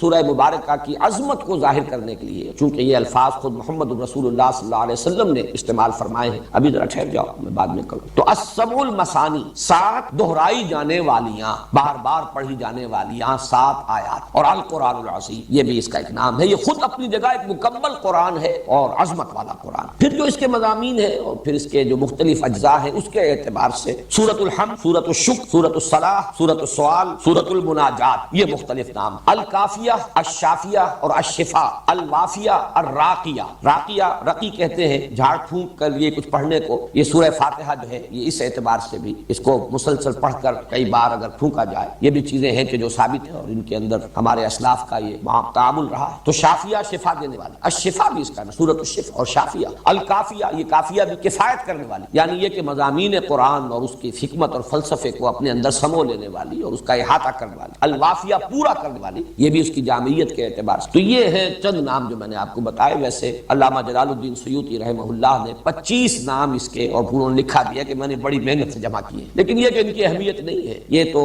بس وہی ایک ذوق جو ہے عربوں کا کہ جس شے سے محبت ہو، جس کی عظمت کا نقش قلب پر ہو، پھر اس کے نام وہ متعدد اور کثرت کے ساتھ رکھنا، یہ ان کا ذوق ہے۔ تیسری بحث ہے فضیلت۔ اب وہ ذرا حدیث لگا دو یہاں۔ اس کے لیے حضرت ابو ہریرہ رضی اللہ تعالی عنہ سے ایک حدیث مروی ہے، اور یہ جامع ترمذی میں بھی موجود ہے۔ میں نہیں کہہ سکتا کہ آپ میں سے کتنے حضرات اس کو پڑھ سکیں گے، لیکن بہرحال جو بھی پڑھ سکتے ہو، میں چاہتا ہوں کہ اس حدیث کو تو پورا لفظ بلفظ آپ لوگ پڑھیں۔ عن ابی ہریرہ ان رسول اللہ صلی اللہ علیہ وسلم قال لابی بن کعب، حضرت ابو ہریرہ سے مروی ہے کہ حضور صلی اللہ علیہ وسلم نے حضرت ابی بن کعب سے فرمایا۔ یہ ابی بن کعب جو ہے یہ انصاری صحابی ہیں، اور ان کا ایک خاص درجہ یہ ہے کہ حضور نے ان کے بارے میں بھی افعل التفضیل کا صیغہ استعمال کیا ہے کہ یہ اقرؤہم ابی بن کعب، میرے صحابہ میں سب سے بڑا قاری۔ اور قاری جو ہے ظاہر بات ہے کہ اس وقت محض اس قرات کے معنی میں نہیں تھا جس معنی میں کہ آج کل ہم استعمال کرتے ہیں، عالم ہونا بھی اس کا لازم تھا، اس لیے کہ ان کی اپنی زبان تھی، اس میں جو قرآن کا سب سے بڑا قاری تھا گویا کہ وہ قرآن کا سب سے بڑا عالم۔ یہ بعض صحابہ کے لیے افضل التفصیل کے صیغے آئے ہیں، جیسے کہ ارحم امتی بامتی ابو بکر، اشدہم فی امر اللہ عمر، احیاہم یا اکثرہم حیاء عثمان، اقضاہم علی، اعلمہم بالحلال والحرام معاذ بن جبل، اصدقہم لہجۃ ابو ذر۔ اسی طریقے سے نوٹ کر لیجئے کہ اقرؤہم ابی بن کعب رضی اللہ تعالی عنہ۔ تو ان سے حضور نے ایک سوال کیا، اتحب ان اعلمک سورۃ لم ينزل فی التوراۃ ولا فی الانجیل ولا فی الزبور ولا فی القرآن مثلها، اے ابی کیا میں تمہیں وہ سورت نہ سکھاؤں جس کی مثل، جس کی نظیر نہ تورات میں نازل ہوئی، نہ زبور میں، نہ انجیل میں، نہ قرآن۔ مراد یہ ہے کہ قرآن میں بھی وہ منفرد ہے، اس کی عظمت والی صورت اور کوئی نہیں، اس کی سی عظمت والی صورت، یہ بے نظیر اور بے مثل صورت، اس کی نظیر، اس کی مثل نہ قرآن میں، نہ تورات میں، نہ انجیل میں، نہ زبور۔ قال نعم یا رسول اللہ، تو حضرت ابی کا جواب کیا ہو سکتا تھا؟ حضور ضرور سنیے، ضرور سمجھائیے، ضرور پڑھائیے، بتائیے مجھے وہ کون سی صورت۔ فقال رسول اللہ صلی اللہ علیہ وسلم، تو ارشاد فرمایا رسول اللہ صلی اللہ علیہ وسلم نے، کیف تقرؤ فی الصلاۃ، ذرا سناؤ تو صحیح نماز کیسے پڑھتے ہو، کیا پڑھتے ہو نماز؟ قال فقرأ ام القرآن، انہوں نے کہا کہ انہوں نے پڑھا پھر سورہ ام القرآن۔ اب یہاں دیکھیے وہ لفظ آگے، سورہ فاتحہ، ام القرآن انہوں نے تلاوت کی۔ نماز تو میں ایسے پڑھتا ہوں، نماز میں سورہ فاتحہ پڑھتا ہوں۔ فقال رسول اللہ صلی اللہ علیہ وسلم، تو حضور نے ارشاد فرمایا، والذی نفسی بیدہ، اس ہستی کی قسم ہے جس کے ہاتھ جان ہے، ما انزلت فی التوراۃ ولا فی الانجیل ولا فی الزبور ولا فی القرآن مثلها، اس سورت کی نظیر اور اس کے مثل نہ تورات میں، نہ انجیل میں، نہ قرآن میں، نہ زبور میں کبھی نازل، بے مثل اور بے نظیر۔ وانھا سبع من المثانی، یہی ہے سبع من المثانی، والقرآن العظیم، اور یہی ہے القرآن العظیم، عظمت والا قرآن، الذی اعطیتہ، جو کہ مجھے عطا کیا گیا ہے۔ رواہ ترمذی، یہ جامع ترمذی کی روایت ہے۔ یہ جو دو الفاظ ہے سبع من المثانی اور قرآن عظیم، یہ در حقیقت سورہ ہجر کی آیت میں وارد، چنانچہ وہاں مضمون جو ہے آخری حصے میں سورہ ہجر کے وہ یہ ہے کہ اے نبی، جو کچھ لوگ آپ کو کہہ رہے ہیں، کوئی مجنون کہہ رہا ہے، کوئی اور کہہ رہا ہے، آپ اس پر ملول اور غمگین نہ ہو۔ ہم نے یہ آسمان اور زمین بے مقصد نہیں بنائے، ہر شے کا نتیجہ نکلے گا، مجرموں کو بھی سزا مل کر رہے گی۔ اسی طریقے سے یہ دولت مند ہیں اور جو اس وقت سرداران قریش ہیں، جنہیں چودراہٹ حاصل ہے، اقتدار حاصل ہے، ان سے بھی آپ متاثر نہ ہو، ان کی ان چیزوں کو بھی نگاہ میں نہ لائیے۔ وَلَقَدْ آتَيْنَاكَ سَبْعًا مِنَ الْمَثَانِي وَالْقُرْآنَ الْعَظِيمِ، ہم نے تو آپ کو 7 دی ہیں دہرائی جانے والیاں اور قرآن عظیم عطا کی، یعنی اتنی بڑی دولت آپ کو دی ہے کہ کوئی دولت اس کے مقابلے میں کوئی حیثیت نہیں رکھتی، کسی کا اقتدار دنیا میں کسی اہمیت کا حامل نہیں، یہ آنی جانی چیزیں ہیں، فانی چیزیں ہیں، کسی شے کی کوئی وقت آپ نگاہ میں نہ ہو۔ ظاہر ہے یہ حضور سے کہا جا رہا ہے، لیکن اس میں مخاطب جو ہے وہ خود مسلمان ہے، اور قیامت تک کے لیے لوگ ہوں گے جو ابھی اس راستے پر آئیں۔ جب تک کہ نگاہوں میں ان چیزوں کی تحقیر کی کیفیت پیدا نہ ہو جائے، آدمی اس راستے پر چل ہی نہیں سکتا کہ جو راستہ قرآن کھولتا ہے انسان۔ تو اس میں فرمایا کہ ہم نے آپ کو وَلَقَدْ آتَيْنَاكَ سَبْعًا مِنَ الْمَثَانِي وَالْقُرْآنِ الْعَظِيمِ، سورہ ہجر کی آیت نمبر 87 ہے یہ، ہم نے تو آپ کو 7 عطا فرمائی ہیں دہرائی جانے والیاں اور قرآن عظیم دیا ہے۔ تو حضور نے فرمایا جو مجھ پر اللہ نے جو اپنا احسان جتایا ہے، اپنا انعام جو ہے فرمایا ہے کہ ہم نے اتنی بڑی دولت آپ کو دی ہے، وہ یہی تو ہے، یہی سورہ فاتحہ ہے، ہے سبع المثانی، یہی ہے سبع مثانی، اور یہی ہے القرآن العظیم، بہت عظمت والا قرآن۔ یہاں میں یہ چیز بھی بیان کر دوں کہ مولانا اصلاحی صاحب اس آیت کا منشا یہ سمجھتے ہیں کہ وہ جو 7 گروپ میں بیان کر، جن میں سے ہر گروپ جو ہے سورتوں کا، اس میں کچھ سورتیں مکی ہے، کچھ مدنی، تو انہوں نے اس آیت سے مراد وہ، مجھے ان سے اختلاف ہے، جہاں تک وہ بات ہے کہ 7 گروپ ہیں، مکی اور مدنی صورتوں کے 7 گروپ بنتے ہیں، اس سے اتفاق، وہ میں میں تعارف قرآن کے ضمن میں تفصیل سے بیان کر چکا ہوں، لیکن ضروری نہیں کہ اس آیت میں مراد وہ ہو، جبکہ ہمارے پاس یہ مرفوع حدیث صحیح حدیث ہے، قول ہے محمد الرسول اللہ صلی اللہ علیہ وسلم، تو ہمیں اس سے ادھر ادھر ہونے کی ضرورت نہیں ہے، بلکہ تقاضا ہے کہ ہم اس کے ساتھ اس سے ادھر ادھر نہ ہوں۔ باقی اپنی جگہ پر وہ 7 گروپ 7 منزلیں ہیں، یہ اپنی جگہ ہے، لیکن یہ اور خاص طور پر یہ بالاتفاق یہ جو سورت ہے سورہ ہجر، یہ تو مکی سورت ہے، مکی سورت میں ابھی پورا قرآن نازل کا ہوا تھا، ابھی وہ 7 گروپ تھے ہی کہاں، ابھی تو یوں سمجھیے سورہ ہجر جو ہے وہ تو قرآن حکیم کی مکی صورتوں میں بھی ابتدائی دور کی مکیات، اس لیے کہ یہ بالکل ابتدائی دور کی بات ہے کہ حضور کو مجنون کہا گیا، بعد میں وہ کسی نے مجنون نہیں کہا، پھر وہ تو آغاز تھا خیال کہ شاید کوئی آسیب زدہ ہو گئے ہیں، کوئی جن آ گیا ہے، یہ جو کہہ رہے ہیں فرشتہ میں نے دیکھا ہے، فرشتہ آیا ہے، پتہ نہیں کوئی جن ہے جو ان کو نظر آ گیا ہے، یہ بات کو ابتدائی دور میں کہی، بعد میں یہ باتیں نہیں رہی۔ اس اعتبار سے اس وقت وہ کہاں تھا قرآن اور کہاں اس کے وہ 7 گروپ، اس اعتبار سے ہمیں، اور میرے لیے تو اصول یہ ہے کہ جہاں ہمیں مرفوع حدیث صحیح مل جائے اس سے ادھر ادھر ہونا در حقیقت اپنے آپ کو فتنے کے خطرے میں مبتلا، تمسک بالاسلاف جو میں نے آج کہا ہے اس میں جڑے رہے، اور ظاہر بات ہے کہ اس میں سب سے بڑی بات تو حضور صلی اللہ علیہ وسلم کی مرفوع حدیث ہے۔ تو سب سے پہلی جو اس کی فضیلت کے لیے تو یہ حدیث جو ہے میں سمجھتا ہوں کفایت کرتی ہے۔ حضرت انس سے بھی ایک روایت ہے جو امام حاکم نے کی ہے کہ حضور نے اسے افضل القرآن قرار دیا ہے، قرآن کی سب سے زیادہ فضیلت والی سورت۔ اسی طرح حضرت عبداللہ ابن عباس کا ایک قول نقل ہوا ہے کہ یہ ثلثِ قرآن حکیم کے 2/3 کے مساوی۔ اب دیکھیے کسی شے کی عظمت کو، اس کے مقام اور مرتبے کو سمجھانے کے مختلف اسلوب ہو سکتے ہیں، یہ کوئی تولنے کے حساب سے نہیں ہے، لیکن حضور صلی اللہ علیہ وسلم اپنے ساتھیوں کو، اور ان میں آپ کو معلوم ہے کہ سب کے سب لوگ تو اس صلاحیت کے نہیں تھے کہ جو کسی چیز کی علمی قدر و قیمت کو جیسے کہ وہ ہے اس کو سمجھ سکتے کما حقہ، ان میں وہ بھی تھے کہ جن کا اپنا فہم اور اپنی سوچ اس کا دائرہ زیادہ وسیع نہیں تھا، انہیں کوئی ایسی شے جو ہے اس کی تمثیل کی ضرورت تھی، ایسی شے سے تشبیہ اور تمثیل جو ان کی سمجھ میں آتی۔ اب سورہ اخلاص کو کہا گیا ثلث قرآن، 1/3 قرآن، سورہ کافرون کو کہا گیا ربع قرآن، قرآن کا 1/4، سورۃ الزلزال کو کہا گیا 1000 آیات کے برابر، یعنی یہ کہ سدس قرآن، قرآن کا 6واں حصہ تقریباً جاتا ہے۔ لیکن اس میں جو بلند ترین جو نسبت ہے وہ یہ ہے جو سورہ فاتحہ کو دی ہے حضور صلی اللہ علیہ وسلم نے، حضرت عبداللہ ابن عباس رضی اللہ تعالی عنہما سے جو مقول ہے کہ یہ ثلث قرآن یعنی 2/3 قرآن کے برابر ہے۔ چوتھی بحث جو ہے اس کے ذمہ وہ یہ ہے کہ یہ سورہ مبارک کا نماز کا جزو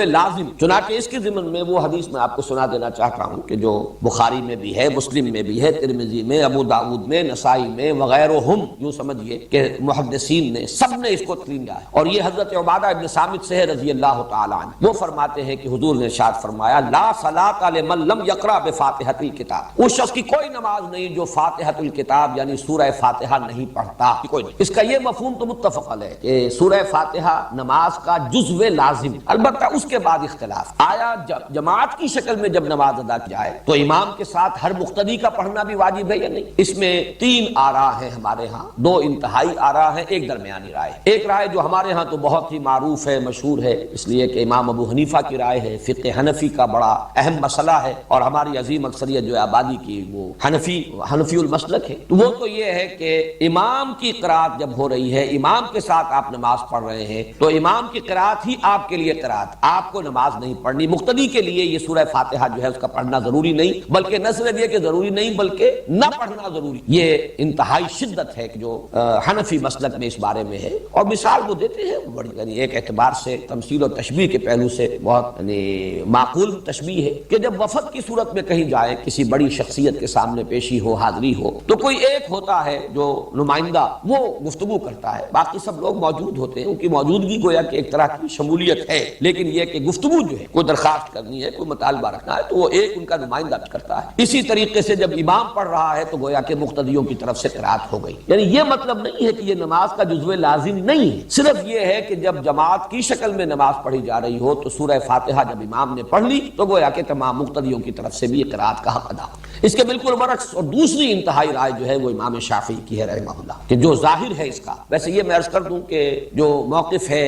امام ابو حنیفہ کا اور جو حنفی مسلک ہے اس میں ایک دلیل یہ بھی پیش کی جاتی ہے کہ قرآن حکیم میں یہ حکم ہے اذا قرئ القرآن فاستمعوا له وانصتوا، جب قرآن پڑھا جائے تو اس کو توجہ سے سنو، پورا دھیان ادھر لگاؤ اور خود خاموش۔ اگرچہ یہ دلیل جو ہے در حقیقت بنتی ہے تیسری رائے کے لیے جو میں بات کروں گا، لیکن اسے بھی جو حنفی المسلک لوگ ہیں وہ اپنے موقف کی دلیل کے طور پر پیش کریں۔ اس کے بالکل برعکس ہے وہ گویا کہ اس حدیث کے جو الفاظ ہیں اس پر ظاہر الفاظ لا صلاۃ لمن لم یقرأ بفاتحۃ کتاب، اور حدیث یقیناً اتنی قوی ہے، اتنی مستند ہے، اپنے سند کے اعتبار سے اتنی اعلیٰ رتبے کی ہے کہ ظاہر بات ہے کہ اس سے اونچا رتبہ تو کوئی اور ہو نہیں سکتا کسی حدیث کا سند کے اعتبار سے، روایت کے اعتبار سے۔ تو امام شافعی کی رائے یہ ہے کہ ہر نماز مقتدی بھی پڑھے، پڑھنے کے پھر ان کے ہاں مختلف انداز، چونکہ حضور کا ایک معمول یہ بھی نقل ہوا ہے کہ آپ جب پڑھتے تھے سورہ فاتحہ جہری رکعت میں بھی، اس کے بعد تھوڑی دیر تک آپ خاموش رہتے وقفہ۔ ہم تو ہماری عادت تو یہ ہے کہ فوراً ہی کوئی جو سورت ملانی ہے یا کچھ قرآن کا حصہ پڑھنا ہے تو سورہ فاتحہ کے بعد اس کو متصل کر لیتے ہیں، لیکن حضور سے یہ ثابت ہے تھوڑا سا وقت، اور اس کے دوران گویا کہ مقتدی بھی جلدی سے دوہرا لیں اور پڑھ۔ ایک طریقہ تو یہ ہے، اور ایک یہ ہے، اور یہ بھی حضور کے معمول کے ساتھ مناسبت رکھنے والا ہے کہ آپ نماز میں سورہ فاتحہ پڑھتے تھے تو ہر آیت پر رکتے، یہ وقفہ جو ہے یہ گویا کہ کفایت کر جاتا ہے کہ امام نے کہا الحمدللہ رب العالمین، اور اس کے بعد وہ ذرا سا وقت دے تاکہ مقتدی بھی الحمدللہ رب العالمین پڑھ لے، پھر الرحمن الرحیم وقفہ دے تاکہ مقتدی بھی پڑھ لے۔ بہرحال یہ تو ہوا اس کی جو عملی شکل ہے، لیکن اس وقت میں صرف موقف اور مسلک بیان کر رہا ہوں کہ امام شافعی کا اور شوافع کا اور حنابلہ کا یہ موقف ہے، اور چونکہ امام احمد ابن حنبل شاگرد ہے امام شافعی تو تسلسل بھی ہے اس میں، یہ ہے کہ ہر مقتدی کے لیے بھی سورہ فاتحہ کا پڑھنا لازم۔ معتدل مسلک ہے امام مالک کا رحمہ اللہ، امام دار الہجرہ، کیونکہ وہ امام مدینہ ہے، اس اعتبار سے ان کی بات بہت سے پہلوؤں سے بہت وقی بھی ہے۔ حدیث کا بھی سب سے پہلا مجموعہ جو ہے موطا امام مالک، یہ گویا کہ اولین مجموعہ ہے جس کو کہ فقہی جو بھی ابواب شکل مرتب کیا گیا۔ امام مالک کا موقف یہ ہے، اور میں اس کو کوئی بات نہیں سمجھتا اس کے بیان کرنے میں کہ میرا اپنا عمل پر، وہ یہ ہے کہ جہری رکعت میں امام کی قرات کو توجہ سے سنو، گویا کہ عمل ہو گیا اس آیت پر اذا قرئ القرآن فاستمعوا له، البتہ سری رکعت ہے اس میں خود سورہ فاتحہ، اس لیے کہ اس وقت آپ سن نہیں رہے، لیکن یہ کہ ہمارے ہاں بعض جو مفتی حضرات ہیں، حنفی مفتی حضرات، وہ اس میں بہت شدت سے کام کہ فرض کیجئے کوئی رکعت آپ کی چھوٹ گئی، پہلی رکعت رہ گئی تھی، آپ دوسری میں شریک ہوئے، تو اب اگر آپ اپنی رکعت پہلی جو ہے پڑھنے کے لیے، جبکہ باقی نمازی فارغ ہو گئے، سلام پھر چکا، امام سلام پھر چکا، اب آپ کھڑے ہو کر جو رکعت پڑھ رہے ہیں، تو شدت کی انتہا یہ کہ اس رکعت میں بھی سورہ فاتحہ مت پڑھو، صرف اتنی دیر کھڑے رہو جتنی دیر کے سورہ فاتحہ پڑھی جاتی ہے۔ یہ چیز جو ہے میرے نزدیک انتہا پسندی والا معاملہ ہے بالکل اس معاملے میں۔ بہرحال درمیانی مسلک یہ ہے، لیکن یہ کہ اس وقت جو کچھ مجھے بیان کرنا تھا یہ میں نے بیان کر دیا، اس لیے کہ یہ عملی مسئلہ ہے، بہت سے حضرات کو اس سے سابقہ پیش آ سکتا ہے، لیکن یہ کہ اصل بات جو اس وقت جو میری بحث تھی وہ یہ کہ یہ نماز کا جزو لازم، پانچویں کہ جزو لازم نہیں، یہی اصل نماز، یہی صلاۃ۔ اس اعتبار سے ایک حدیث قدسی جو ہے اس کا ذرا رکھو یہاں پر، جو لگا دو اب، وہ حدیث قدس کے جو مسلم شریف میں ہے، صحیح مسلم میں ابو ہریرہ رضی اللہ تعالی عنہ سے مروی ہے۔ ابھی ہم نے جو حدیث پڑھی تھی کہ حضور نے پوچھا کیف تقرؤ فی الصلاۃ، نماز میں کیا پڑھتے ہو، اور آپ حضرت ابی بن کعب نے سورہ فاتحہ پڑھی، لیکن یہ کہ یہ تو ہوا نماز میں سورہ فاتحہ کا پڑھنا۔ دوسری حدیث جو ہے یہ حدیث قدسی ہے، جس میں کہ حضور صلی اللہ علیہ وسلم نقل فرما رہے اللہ کا ایک فرمان، حدیث قدسی اصل میں اسے کہا جاتا ہے جس میں کہ حضور صلی اللہ علیہ وسلم یہ فرمائے کہ اللہ یوں فرماتا، وہ اگرچہ قرآن تو نہیں ہے، وہ وحی جلی نہیں ہے جو قرآن میں شامل ہے، لیکن یہ کہ وحی خفی جو ہے اس کے ضمن میں یہ کہا جائے گا کہ وہ سب سے بلند ترین وحی خفی، یوں کہیے کہ وہ جو وحی خفی میں جو درجے ہو سکتے ہیں ان میں بلند ترین درجہ حدیث قدسی، اس کے الفاظ نوٹ یہ اللہ تعالیٰ فرماتا ہے قسمت الصلاۃ بینی و بین عبدی نصفین، میں نے نماز کو تقسیم کر لیا ہے اپنے اور اپنے بندے کے مابین دو نصفوں میں، دو آدھے آدھے حصوں، فنصفها لی ونصفها لعبدی، تو اس کا آدھا حصہ تو میرے لیے ہے اور آدھا حصہ آگے وہ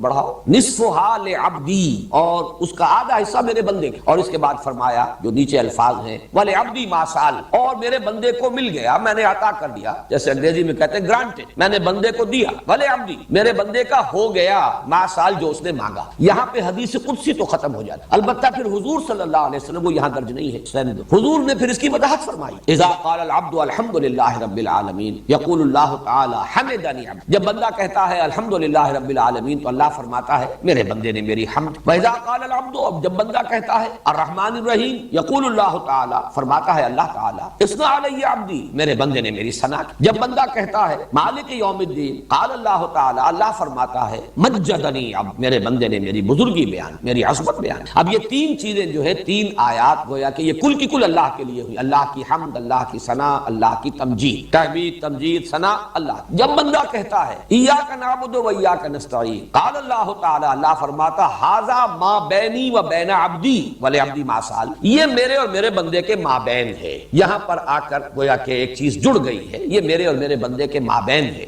اس لیے کہ ایاک نعبد اللہ کے لیے ہے، ایاک نستعین مدد کس کو درکار ہے؟ بندے کے لیے ہے. عبادت اللہ کے لیے اور مدد بندے کے لیے، استعانت کا رخ بندے کی طرف، عبادت کا رخ اللہ کی طرف. لہذا چوتھی آیت کے بارے میں فرمایا ھذا ما بینی و بین عبدی ولعبدی ما سال، اور میرے بندے کے لیے ہے جو اس نے مانگا، اس نے میری مدد چاہی اور میں نے گرانٹ میری مدد اس کے شامل حال رہی. اس کے بعد فرمایا وَإِذَا قَالَ الْعَبْدُ، بندہ کہتا ہے اهْدِنَا الصِّرَاطَ الْمُسْتَقِيمَ صِرَاطَ الَّذِينَ أَنْعَمْتَ عَلَيْهِمْ غَيْرِ الْمَغْضُوبِ عَلَيْهِمْ وَلَا الضَّالِّينَ، قال اللہ تعالی ھذا لعبدی ولعبدی ما سال، یہ کل کا کل میرے بندے کے لیے، اس نے مجھ سے ہدایت طلب کی ہے، اس نے مجھ سے ہدایت مانگی ہے، میں نے اس کو ہدایت دی. تو یہ در حقیقت بہترین تجزیہ ہے اس سورہ مبارکہ کا. ایک مرتبہ پھر کرو، ایک پلڑا نمایاں کر دو پہلی مرتبہ اور پھر دوسرا. اس کو ہم انشاءاللہ تعالی اس کی کچھ فوٹو اسٹیٹ میں نکلوائیں گے اور یہ آپ حضرات کو دے دیں گے بعد میں. اس وقت ذرا دوبارہ نوٹ کر لیجئے. دیکھیے ترازو کی شکل میں، اگرچہ ہمارے ایک دوست نے جو آرٹ کی تعلیم امریکہ سے حاصل کر کے آئے ہیں، اس سے زیادہ آرٹسٹک فارم میں بھی بنا دیا ہے اس ترازو کو، لیکن یہ زیادہ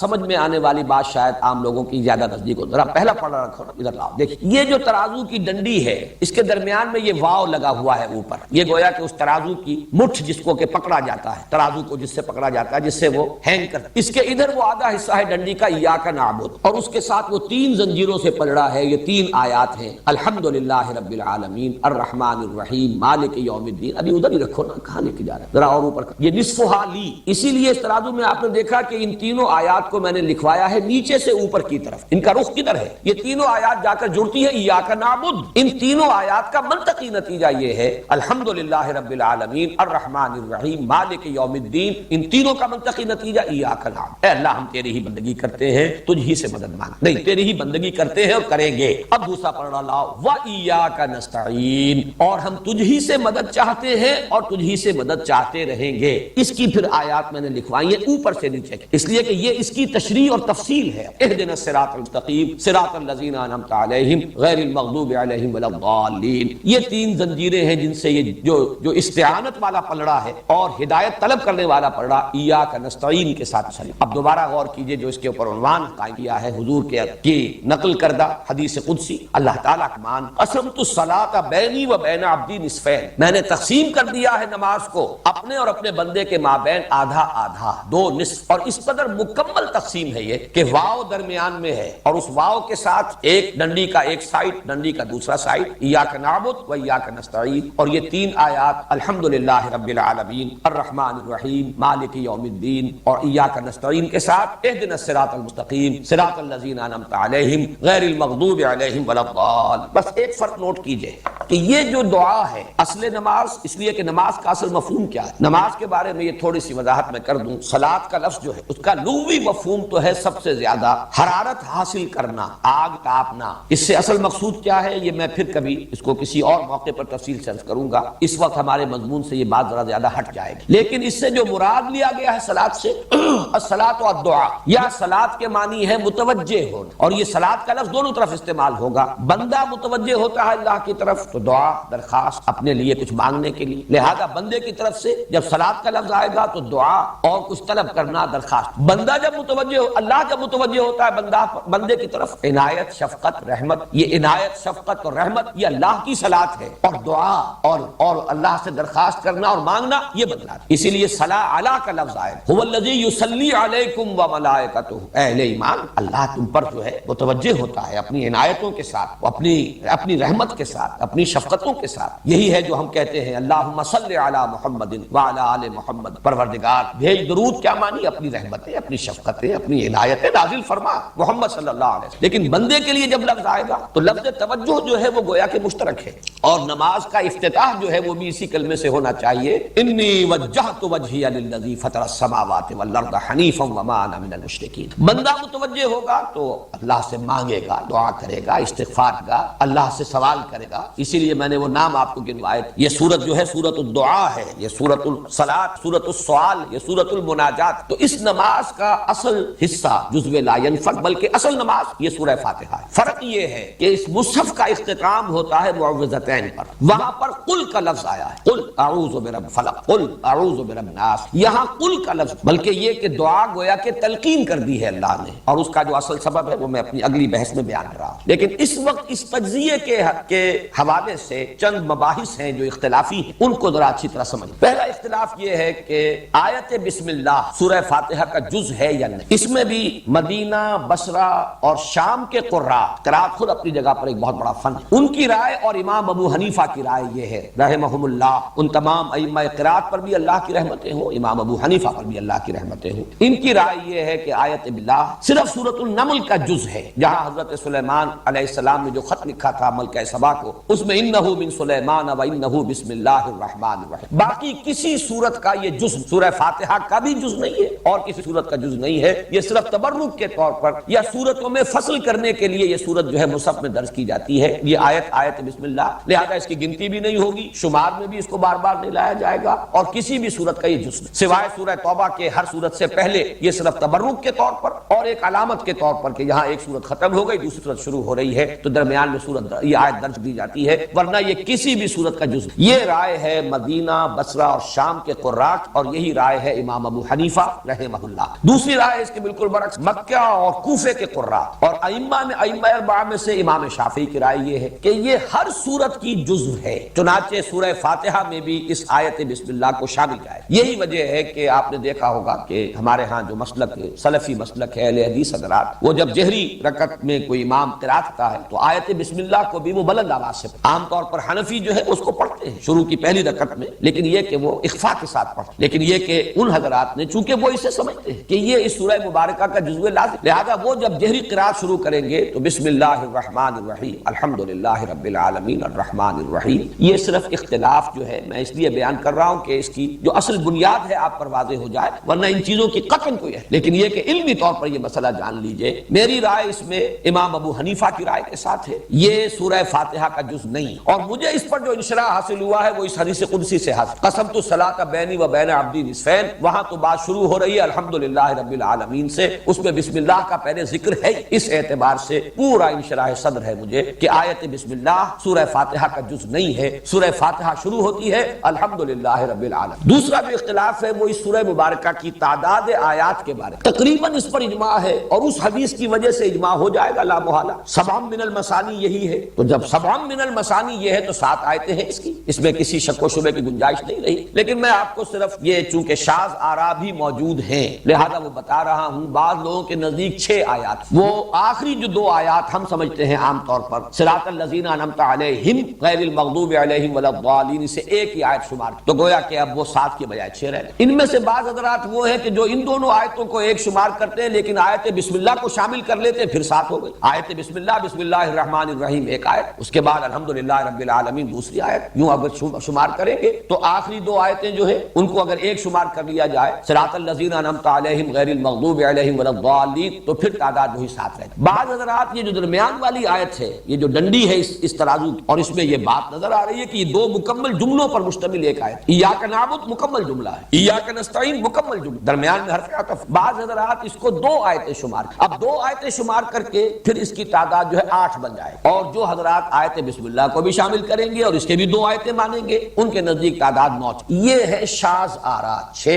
8 9، لیکن تقریباً اجماع 7 پر ہے، اور میرے نزدیک یہ حدیث قدسی معین کر رہی ہے یہ دونوں آیتیں جو ہیں یہ جو درمیان کی چوتھی آیت ھذا ما بینی و بین عبد، یہ تو در حقیقت انٹر لاکنگ، یہ تو یہ لفظ استعمال میں کر رہا ہوں اگرچہ یہ لفظ اللہ کی ذات کے ساتھ استعمال کرنا مناسب نہیں ہے، تشبیہ سمجھ لیجئے، بلا تبیہ بلا تمثیل، یہ مصافحہ ہو رہا ہے بندے کا پروردگار کے ساتھ، جیسے بیعت ہوتی ہے مصافحہ ہوتا ہے، اور جیسے قرآن مجید میں آیا ہے کہ اے نبی جو لوگ آپ سے بیعت کر رہے ہیں ان الذین یبایعونک انما یبایعون اللہ ید اللہ فوق ایدیہم، جو لوگ آپ سے بیعت کر رہے ہیں حقیقت میں وہ اللہ سے بیعت کر رہے ہیں اور اللہ کا ہاتھ ان کے ہاتھ کے اوپر ہے، وہ غیر مرئی ہاتھ ہے نظر نہیں آتا، لیکن یہ کہ در حقیقت یہ مصافحہ ہے بندے کا اپنے رب کے ساتھ، ایاک نعبد و ایاک نستعین، معاہدہ ہے، مصافحہ معاہدہ، یہ در حقیقت یہ ایک ہی وزن پر باب مفعلہ کی یہ مصدر ہے، یہ معاہدہ، اسی لیے کس قدر پیارے الفاظ ہیں حدیث قدسی کے ھذا ما بینی و بین عبدی، معاہدے کے اندر 2 چیزیں ہوتی ہیں، 2 فریق، بندے کا عہد یہ ہے کہ ایاک نعبد، اور اللہ کی طرف سے وعدہ یہ ہے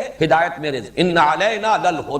و ان لنا للآخرۃ واللہ، ہدایت دینا ہمارے سے، یہ وعدہ اللہ نے کیا، اور یہ گویا کہ ھذا ما بینی و بین عبدی ولعبدی ما سأل، اور دیا میں نے اپنے بندے کو جو اس نے مانگا جو اس نے سوال، اس اعتبار سے صحیح بات یہی ہے کہ یہ درمیانی آیت ایک ایک ہی ہے، ایاک نعبد و ایاک نستعین، اور تقسیم صحیح اسی طرح ہوتی ہے۔ پہلی 3 آیات، اس سے پہلے آیت بسم اللہ کو شامل کر لیجئے، وہ 4 بن جائیں، وہ برابر کے 2 حصوں میں تقسیم ناممکن ہو جائے۔ وہ 3 آیتیں ہیں جیسے کہ وہ 3 لڑیوں کی شکل میں نظر آئیں، الحمدللہ رب العالمین الرحمن الرحیم مالک ایاک نعبد ایاک نستعین اہدنا الصراط المستقیم صراط الذین انعمت علیہم غیر المغضوب علیہم ولا الضالین۔ تو یہ جو تجزیہ ہے اس سورہ مبارکہ کا اس حدیث قدسی کے حوالے سے، تو بہت سے یہ مختلف فی مسائل، ویسے یہ کہ اس کے لیے دلائل اور استدلال ادھر سے ادھر سے کیے جائیں تو بحث الجھ جائے گی۔ میں سمجھتا ہوں کہ اس حدیث قدسی نے ان تمام مسائل کے حق میں، ان کے ضمن میں قول فیصل ہمیں عطا فرما دیا ہے کہ جس پر پورا انشراح ہمیں حاصل ہو سکا ہے۔ ایک بات اور نوٹ کر لیجئے، میرا تو ارادہ تھا اصل مضمون آج مزید جو ہے شروع کرنے کا، کہ اس کا اصل مضمون ہے کیا۔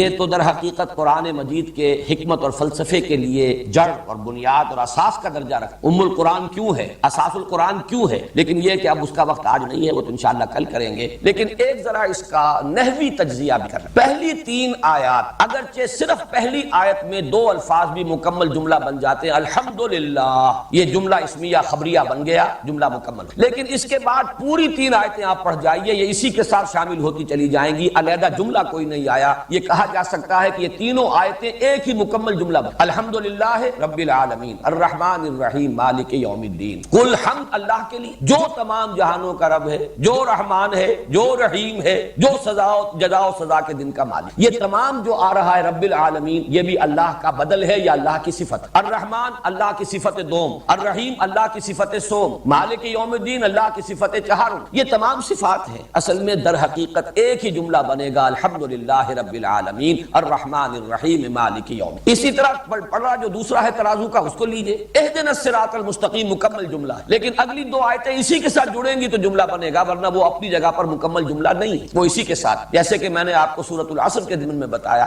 سورۃ العصر 3 آیات پر مشتمل، مکمل جملہ، درمیانی آیت مکمل جملہ ہے، ان الانسان لفی خسر، لیکن والعصر بھی اس کے ساتھ شامل ہوگا تو معنی دے گا۔ قسم کھائی جا رہی ہے، قسم کس چیز پر کھائی جا رہی ہے؟ ان الانسان لفی خسر۔ اور تیسری آیت الا الذین آمنوا وعملوا الصالحات وتواصوا بالحق وتواصوا بالصبر، یہ بھی اس درمیانی آیت کے ساتھ جڑے گا تو اس کا مفہوم نکلے گا۔ استثناء بیان ہو رہا ہے لیکن مستثنیٰ منہ نہ ہو، کس چیز سے مستثنیٰ، تو اس کا کوئی مفہوم معین نہیں ہوتا، لہذا ایک ہی جملہ بنا والعصر ان الانسان لفی خسر الا الذین آمنوا وعملوا الصالحات وتواصوا بالحق وتواصوا بالصبر۔ اسی طریقے سے الحمدللہ رب العالمین الرحمن الرحیم مالک یوم الدین، ایک اہدنا الصراط المستقیم، اسی صراط المستقیم کی وضاحت ہو رہی ہے، صراط الذین انعمت علیہم اس کا بدل، غیر المغضوب علیہم ولا الضالین یا انعمت علیہم الذین انعمت علیہم کا بدل، جملہ ایک ہی بنا ہے، اہدنا الصراط المستقیم صراط الذین انعمت علیہم غیر المغضوب علیہم ولا الضالین۔ البتہ درمیانی آیت، آیت نمبر 4، جو اس کی اس اعتبار سے اہم ترین آیت ہے، انٹرلاک جہاں ہو رہا ہے، یہ 2 حصے آ کر جہاں جڑ رہے ہیں، جو مسافے کی آیت ہے، معاہدے کی آیت، یہ اس ایک آیت میں 2 جملے مکمل ہیں، ایاک نعبد و ایاک، 2 جملے ہیں جن کو حرف عطف، تو یہ اس کا ہم نے نحوی تجزیہ بھی کر لیا۔ اب انشاءاللہ کل اصل شروع ہوگی، اس سورہ فاتحہ کا اصل مضمون کیا ہے اور اس کا اصل میں کلید اس کی کیا ہے۔ ہمیں معین کرنا چاہیے کہ اس سورت کا اصل مخاطب ہے کون، بلکہ قرآن مجید کے اصل مخاطب کون، یہ ایک نئے عنوان سے اور نئے انداز میں انشاءاللہ کل گفتگو ہوگی، اور یہ حکمت قرآنی کے لیے ایک بہت بڑی کلید ہے۔ اس کو اس انداز میں میں نے آج سے پہلے کبھی بیان نہیں کیا، اس کی طرف ذہن انہی دنوں میں جبکہ میں غور کر رہا تھا، یہ دور ثانی جو شروع کر رہے ہیں تو انسانی ذہن جو ہے وہ کام کرتا رہتا ہے، تو اس بات کی طرف ذہن منتقل ہوا، اصل مخاطب قرآن کون، اس کو معین کر لیں تو قرآن مجید حکمت اور فلسفے کے بہت سے پہلو روشن